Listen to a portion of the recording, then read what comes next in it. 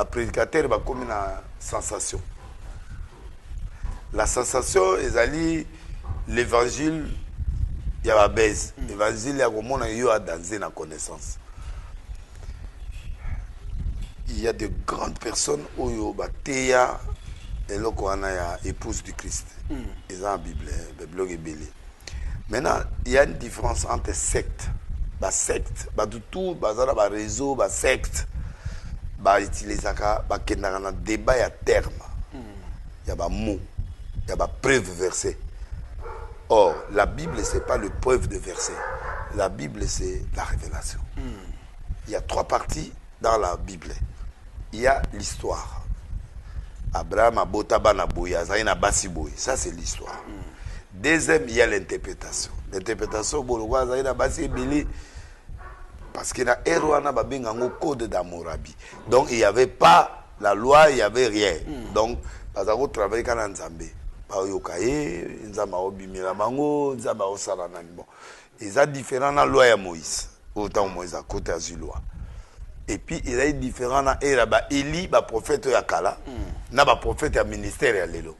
Parce que Lélo, il va comme Élie, non? C'est différent. Tu vois? Bon. Maintenant, bango ba ya kanza malobi bolanda bango te pa na ba fable ba oya la mino ba fable ba bilo mo boy ya ba terme ba mot nulle part dans la Bible on parle de l'épouse du Christ. Tu veux qu'on écrive ça pourquoi? On doit écrire ça pourquoi? Parce que le mariage va expliquer le quoi. La révélation, c'est la 3e partie de la Bible. C'est la plus dangereuse. C'est là où est-ce qu'on a ba moukou na ba komanzam. Moukou na Dieu ya lemba. Ya ngomona akufa. Bakunda épée. Ase quoi pété? Akose kwa nini? Ba Dieu samina kingasani. Mwana na yemo akufa azolela. Riba menga pe akufaka. Arrive menga zaki mwana Dieu. Asi ba c'est que ça était. Akenda vie pas lela ya pe de bosser bema ole. Donc on demande que la partie révélation c'est là où il y a le secte, c'est là où il y a des égarements, c'est là où il y a des choses, tu vois. Il est en train d'expliquer que les mots ils sont confus et pas à battre. Les mots ils utilisent dans le monde pandamonium dans le monde. Il y a un ouvertement vers une autre révélation pour montrer que je suis fort. Ça ne se passe pas comme ça. Même Jésus est en côté. Soka lobby, mais papa to délivrer moto Emily me bimete. Yes, c'est jeune, cet esprit se sort que par la prière et jeune. Il est clair. Il n'y a pas de mystère tout ça. Bah utiliser Daniel. Daniel on a Branham a utilisé garder la révélation au temps convenable et celui qui aura cette révélation, la Bible dit la connaissance augmentera. Donc batu belé bazoté yango mais mutazoté yango na particularité na ye et puis ils a dangereux mais il me rappelle le français de Robi Kalata Okima alongone Congo hein il faut nous quitter bien akende besoin de mettre te me akende bo biso to kimi biso ba finga biso nyoso tozali na peut-être so akeza perte pour la biso perte ya nini écoute bien perte ndeni papa yebisa biso qu'enlèvement l'église n'est pas l'épouse du Christ. C'est une révélation très importante. Tu vois? Donc, quand il refuse des choses passées, pour l'emboyer dans un débat. Si de vidéo qu'il y a un débat contradictoire face à face, il y a Van Tovan. Tu fais la Bible. Ah, ok. Il y a comme c'est papa. Ah, qui si docteur en théologie classique, n'attends trop, n'a maillé le macas. Non, c'est le débat avant il est impressionniste. Il prêche les extravagances. Bisoto Yibanoukana depuis des années, des années. Bango ba yé okuta biso l'évangile. Ah bana non bana mike ba bandit. C'est combien de temps là bango? Non, ils en entendent l'église. Dans la spiritualité, il n'y a pas du temps. Moutazora pension l'église. La fout à sika. Ils ont raté. Ils ont raté. Ils ont raté. Nouvellement ouin. Il n'y a pas ouin. Ils ne sont pas ouin. Ah, papa. Dans le lobby est belé, un ouin ne peut pas divorcer. Un vrai ouin de Dieu doit faire un bon choix une fois pour toutes. Oui. Bon, Nico. Yonza malobi d'accord comment voyez battre muto na rindo. Et à Tazara Gindoki, pourquoi tu ne délivres pas ça? Si on délivre pas ton église, pourquoi tu ne délivres pas ta femme? Et avant que tu t'es marié avec lui, pourquoi tu ne l'as pas vu? Ah, pétage, je dis, tu as vu le papa, ma ouais, hein? Ouais. Et ça, biloko aussi découragé. Ouais, ouais. Alors, on a un beau. Non, on a le but, ouais. Bah ouais, lelo, bah ça, bah double sim, bah ouais, lelo, bah obimana mibali, bah ouais, lelo, bah ça, bah désordre, et mbongo, bah ça, bah désordre. Qu'est-ce que tu parles? Bah maki on a bah nini, bah mélanger, nzamba dans biloko wanate. Dieu est juste. Papa, Dieu est juste. Dieu n'aime pas les impressions. Bah tout bah ça là, bah impression, bah miracle, bah il y a la Bible paix. Bah barre Jésus à la bazanaki. Bah ça dans la Bible, hein? Ah, barre Jésus. Mais Mouto, Paul a zoté à Moutou, il a bloqué Moutema à Moutou. C'est une place. Paul a qu'un côté et pas procuré. Non, ils ont besoin de temps. Donc, il faut y aller. Surtout, il y a une Bible, Bagotala. T'es Baotala. Baotala. T'es aux ongles, donc, non, papa. Et l'oyenge côté. Dans le bien, 50% tout sali, 50% tout ça évangile. Pourquoi? Parce qu'il faut t'oublier que ça peut battre. Vous comprenez? Il y a des pasteurs. Oyo, baza ici va passer été. Batika la des tickets. Baisse, sur internet. Pour les obètes, pour baisse. Vous comprenez? Donc, vous écoutez Moutou Penda, azo sala comme si azo sa miracle, mais azo sunga nzambe. Nzambe va sunga. Baba, ceux qui peuvent essayer ça, ceux qui miracle, ça ne force pas. Quand tu as vrai miracle, tu as essayé maka, passer à Oyebate. Oyo maman nazali ne lobo nazali na campagne mona sur les pas nazo prier maman moi lokolo mukuse modai na bikia na ngamona ebité na simba eta ayebo batali likolo famille a confirmé o mona na mbongo ezoya na bénédiction ezoya ya ko forcer te papa tout ça basta de 400 000 300 000 dollars tout ça mbongo. C'est Dieu qui pourvoit. Il t'envoie les gens lui-même. Quand il voit que tu es juste, il va t'envoyer les gens. Oh, bah, on va au salaire, bah, nous, bah, bilogo, bah, au salaire, ils ont un terme, on va utiliser. Ce sont des. Tant qu'il y a, on peut se verser. L'émission suivante, vous frôlez moi, bah, bilogo, avec les. Danger, dans les années. Danger, Zali, bah, mais ma peuple n'est karma. Parce que Paul, le tango, à mon azoté, à mon temps, changé. À Talibo, à mon peuple, Nendoki. Magicien par Jésus, à fixer, à rendre avec. Tant à rendre avec les papa attend à moni, à bon le motem. Et puis, ok. Donc, bilo voilà, ils ont la Bible. Ils ont un type moi dans ça, miracle dans la Bible. À moni Pierre, à Zubatem. Tant à moni miracle, le Saint-Esprit, à un bon et pas Pierre, à Pierre. Puis ça a des locaux. Est-ce que donc va se battre? Abi va arrière Satan. Toi, c'est-à-dire, dans la Bible, on a déjà tout vu. Ananias, nous faisons avec le miso, nous avons dit. Et ça, c'est que venez avec les aveugles, qui m'a eu mon podium, si tu n'as pas cette option. Le pasteur n'ont plus la crainte de Dieu. Les prophètes n'ont plus la crainte de Dieu. Ils font leurs bêtises. Et en faisant, la faiblesse, c'est une autre chose. Mais l'express, c'est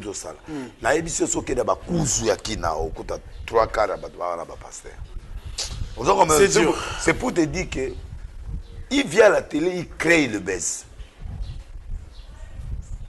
À Bossani, avant, il y avait des hommes. Ce qu'on dit débat contradictoire. Ce qu'on dit débat contradictoire. Non, là, il sait. Tatou. Ouais. Ah, l'autre, attends, à sa théologie, à sa formation, à sa révélation, il est un prophète, mais à comme il y a un limois à Salakasi.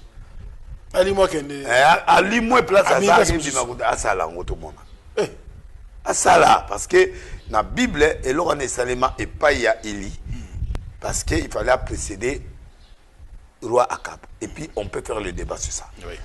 Dans le Nouveau Testament, il y en a, Moutoua qui nous baptisé, il y en a un eunuque, ou à Bazagi, il y a le gouvernement. Quand on a baptisé, il y avait plus de moyens. Il y a qui a les moyens, qui a une permanence. Ce sont des cas rares que Dieu utilise. Mais cas rares, c'est Francis Tatou. Nani? Cas rares à Congo à Lélo. Bon, le nom de Zambago, ça l'a dit. Crainte nini yango batalelo banango. Et il y a des gens qui sont la crainte de Dieu. Il y a des dimensions qui demandent seulement la crainte. Si vous avez la crainte en Zambo, Dieu vient. Au mélanger qui on a osé mélanger biloko belé. Non, c'est pas possible. Allez, souci nanga, tato abote la biso mwana ya meti. Asa la biso non un an déjà dans ndambo azo zemi. Bana nzambe pesa. Te ya za muta miracle ali mwaka, aza muta miracle asa la ba miracle apesa moi sizemi. Allez, le psaume passe à tout c'est pour la bourse, c'est mec national. Atika, non, le conseil que je lui donne. Oui. Atika, pour créer ma révélation. Au redévier. Biloko ya komi na ngeza biloko experts au théâtre. Na moni Guinée chana pesi binombote. Oh, bien sûr. Guinée chana kofati. Mais il y a kenda ba fuga ma liboso ya SP pour pas prier pour nani. Et c'est ça, ils ont la doctrine au théâtre.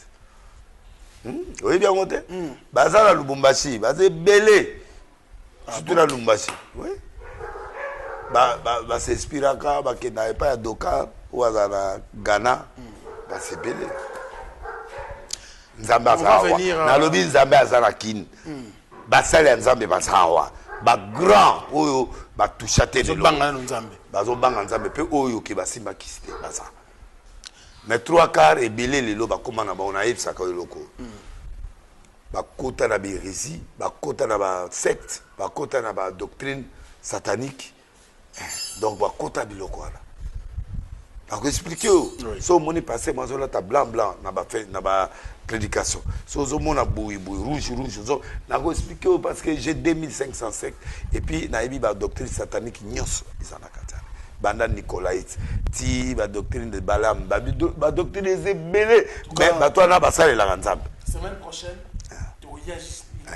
Nabi yo mona Balaam pona mbongo a maudire Israël mais ils m'ont dit ba monter. Ti aye ko trahir Israël pona oye sa patron na ba roi Balak habitala. Comme ça ba fille vierge awa. Ba kota na kan oyo ba kolala bango na butu. Tant ba kolala bango Nzambe abime pa na bango. Batindi batu. Ba fille ba na butu. Ba coucher na ba israélite. Na combat ba gagner ba perdre combat. Donc c'est un prophète qui a vendu ça. C'est la doctrine Balaam. Donc expliquer au biloko ebele parce que il faut que dans la Bible ba séduction ba prédication ya séduction. Il y a rien de révélation là-bas. Il y a rien. Quelle est la révélation sur Abracadabra? Quelle est la révélation sur la Nouka? Il y a rien de révélation. Esaïe jour oyo ba Israël ba grec bazo bunani Israël. Israël a tchaki lampe, ba lampe tout ekufi sauf moko huile etikaliti na victoire. Banda jour wana ba benga en nuit d'anuka. C'est ça. C'est quoi? C'est maintenant et commis et l'oro moko ya coutume juif. Dès bonko ka ba juif ya on tobedi kabal juif. C'est ça non? Kabal juif de bonko ka ba juif. Bonko ka ba juif. Kindo ki ba juif. Leur culture, leur voilà, ndebiso ba nguz balongola bilongo na nzoto. C'est ça. C'est que yo est nguz à terre à Jésus. Ande wana non, nguz azote ya force bokoko. Ba vuvwana azote ya bokoko. Oso comprendre. So que pas vuvwana a doctrine na bango za bokoko. Coutume. Voilà. Pouvoir coutumier. Voilà, c'est ça. Mais il y a des pouvoirs coutumiers qui sont compatibles à la Bible, il y a d'autres qui ne sont pas compatibles. Ouais. Donc, il faut faire le choix de l'intelligence. Ce n'est même pas, Bible peut autoriser ça débat na bato bongote. Ba impit, yo ça débat na. Ba benga ba contradicteur. C'est difficile parce que ba yebi koloba. Et ane to kena Pierre casse débat ya basi. À convaincre. Na peut-être ce copain. Voilà. Mais il y a des branamistes qui sont contre lui. Yo ba minorité. Hein? Nazo banga débattre pour na relaxa bango ba faille na ba preuve na bango que oza Nzambe te. Voici na élu élément o yote yo o yote yo na élu élément na o contredire ye par rapport na ba action ya sali ya nzoto na ye na makambo ebele ya zosa. Ah bien sûr. Mais naza voyant, naza prophète. Donc naza boy na mon arabi j'ai des preuves. Na biso pasteur moi série na baka ba limete wana. Ando bongisi ordinateur. Ba bongisi ordinateur na kati petit na mon ordinateur pesinga biloko wana. Azo bima na secrétaire na. On se comprend. So na la sur la TV monta on dit matin. Moi je t'ai montré église bon na ba gombe avec église. Moutazo, dans l'accès à ngote. Dans l'accès aux vidéos, ozo mona pasteur, azo couché na muninga, mobali. Je t'ai montré ça. Mais yo c'est ça. Il y a la gombette. Il y a parmi l'église de la ville à Kinshasa. Yo zo mona et puis ba osala ngo wapi na kati église. Cher zo mona. Cher zo mona na ebisi on avait tala au moni vidéo ana. Siko église wana eza répété bien, eza place à batominene bakeda. Mais un pasteur adjoint qui couche avec un autre pasteur, ils ont que ba osala te ba zo coucher yo mon image. Donc, ce n'a pas tiré le coin de l'église est Koufi. Donc, moi, j'ai des éléments où ils ont prouvé que mon toit n'a pas embêté. Alors, je vais lui mettre ça en face. Et puis, tout est dans la Bible. Donc, au moins, ce qu'on place, on a un limite débat. Il y a des éléments. Où l'accent moto, tous les juifs moko dans le débat pour expliquer à nous. Au moins, l'explication. Na ozo juif moko na juif musutu ozo indien moko hindu moko o baliaka banyama te banani pourquoi bango na bakonde bayokanaka parce que konde aliaka nyama te aliaka mbisi te donc tozo débat ce ba vrai débat o yakala to tie social biloko na biso de salaka 50% émission to tie émission ba 1h30 to tiki penda 75 70 60 to kependa 1h30 donc tous côté na biso ba culture biloko on après to ke débat tous pour moi. Très bien. Au moins ils de tché juif a expliqué yo. Na welo rabbin moko ba rabbin bazé bila ba juif. Na memaye a expliqué yo. Ponga na tangi biloko na nyoso a expliqué yo. Na moni nani pasteur mo ya ba biloko ba Yoshua. Débat mo yakata ba baptême comme au nom de Yoshua Machia. Pétage na pétage. Pétage biblique. Jésus n'a expliqué au verset isolé que la Bible c'est mon prédicateur a comment qu'il n'a pas bilan comment a dévié. Donc dans l'émission procès na il va vexé. Nyonso. Après de la débat. Na pas débat. Ba oyo ka soni ba de au monde azana débat na ngana oyo soni pour oyo l'image. Boko manase yo za nzamba solo o divorcé o nzamba solo o te ya bo soni. Aux homosexuels, aux anans, mais toi tu vas me prêcher quoi? Biloko nzamba pekisi la Bible. Yo sala ngo, tu vas me prêcher quoi? Déjà aux afos. Et na oyo lobe mibali ya mutwana yo abimanaï. Et puis na oyo le preuve yo. Siko yo te bisu congolais tant au monde que oui, mutwana ndimi ki yo mbali et puis azaba preuve. Ya ba bisous, ba preuve, ya biloko ebele aux embrasser. Siko yo te engagé Jésus-Christ c'est dans bengano. Tu es un impie, je ne peux même pas t'écouter. Il y a un pasteur qui n'a pas été à thé. À côté à thé, il y a une place dans mon église de réveil dans le pétage. Parce que mon toit à niveau, on a un micro à thé. Tu vas au Kaye. Bah, au Kaye, on me m'appelle pas. Problème n'a pas de souk en bongo. Et puis, m'appelle pas bongo à ma longati. Parce que Bélé va pas locataire. Et Bélé va botter à l'église à Batou. Banda quoi Batou. Je vais te dire ça. La preuve. Donc, ce sont des méchants, ce sont des criminels. Motobote le pas à mon nez. C'est un criminel. Et alors, on va terminer.